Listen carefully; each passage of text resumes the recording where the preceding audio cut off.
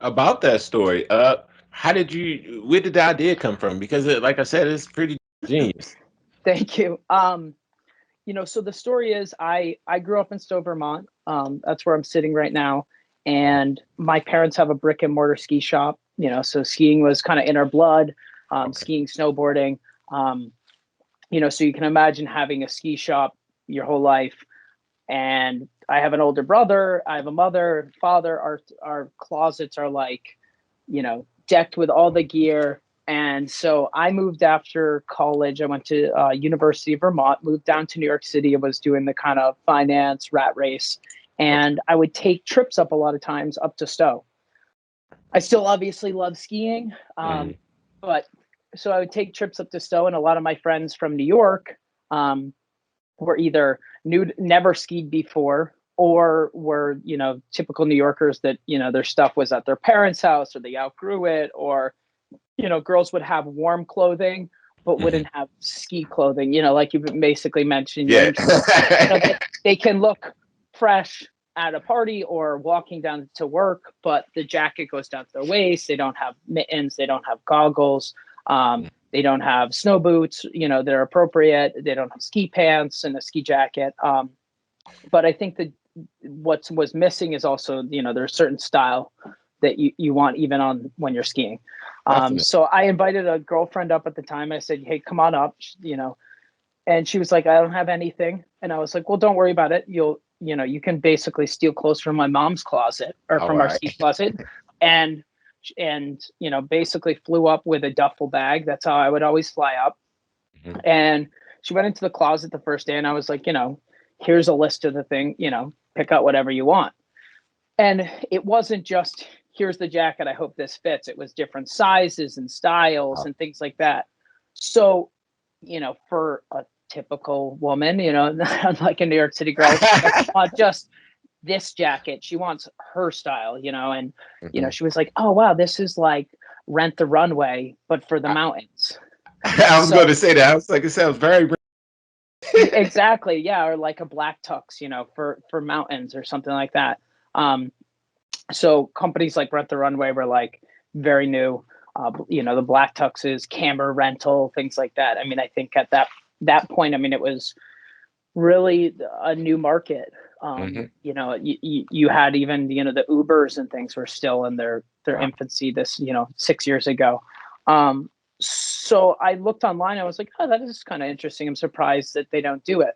Mhm. Um, and I even asked my father. I was like, you should, do like rental stuff. And he was like, well, we do some, but we're not really incentivized to do clothing rental. And then, you have to then launder all this stuff. And then, you don't have the size for them, and you have to guarantee it, and you have to have a booking. And, so most places that did it locally, it was Mhm. sort of like, if you came in and asked, they had a jacket, but you got what you got. You didn't have any Gotcha. choice, right? For Mhm. the amount of SKUs you would have.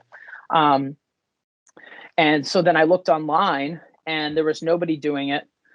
The only places I could see with any online presence were just for that area. And it would just be like rent jacket. And it just had like a table of prices: rent pant, rent goggles, rent gloves. And the Uh-huh. prices were crazy. I mean, they were $30 a day for a jacket, $30 a day for pants. Some places rented goggles and gloves, but most wouldn't Mhm. rent that. And I was like, God, if you just buy goggles and gloves, you're talking about easily 100 Yeah, definitely. plus just there. And then based on the jacket and pants, for their rental costs, you're adding another $60 a day. And I was like, these are great prices. And then there's no selection, it would just say jacket, and they'd maybe have a picture of a red jacket. And I called up a couple places, and they were like, I was like, yeah, I want to reserve. And they were like, just come in. We got stuff usually. I'm like, I can't imagine somebody flying out to Breckenridge on a And not. we should have something for you type concept. Um, and everything I heard was quality is also an issue too, because Mhm. again, like, It's you're only staying one in a coat to rent. store in Breckenridge, you don't really have much of you can't go elsewhere. You're either buying, or that's what you get. Mm. Um, So I actually was working a full-time job at the time, and I was like, Dad, you should start this. He's like, I'm 65 years old. I have a business that, is already, more than probably he wants at 65 years old at the time. It was like, it's on the internet. It's, it's a great idea, but I just, I can't take on another project. So he basically talked me into, he's like, well, why don't you do it? We can do some of the fulfillment out of our store. You can work in the city. I'll help, get some clothing picked up. And I was like, okay, well, it's not that hard. Like, so, and this is probably where it goes into the tech thing. I had no, formal background and thing, like most people use websites. Right. Yeah. I worked for a team at a financial firm that had a lot of like programmers and things like that. So I had some of the understanding, but I just kind of bootstrapped it. We both put in some money, got some clothing, and then I just tapped my network in New York. Had a friend that had an amazing firm called Frank Collective, and they gave us like some branding designs and things like that were amazing.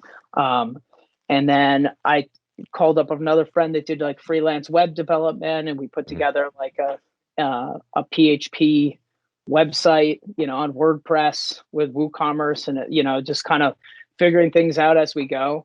We launched. This all started in April of 2014. We actually didn't get the site up until just about the end. It was like December of 2014. Okay. I mean, it was around Christmas time. And with most of these things, I've learned quickly, it costs, 3 times more than you expected and takes, longer. But I remember, we put it up, we had the website, and it made every mistake along the way. I remember even the first person on the site being like, I'm trying to order and I can't get my order. And I didn't have like, SSL cert. And I remember taking that first order, being like, oh, this is cool. And then it was just like, we were selling out. Like we had very little stuff and we would sell out. I would fly up on weekends. I would pack the orders for the week. I would leave them in front of the door. I had little, this goes out on Monday, this goes out on Tuesday. If an order came in that had to go out ASAP, I would either had some clothing in my apartment in New York and I'd box it up, or I'd call up my dad and be like, can somebody pack this up? It's gotta go.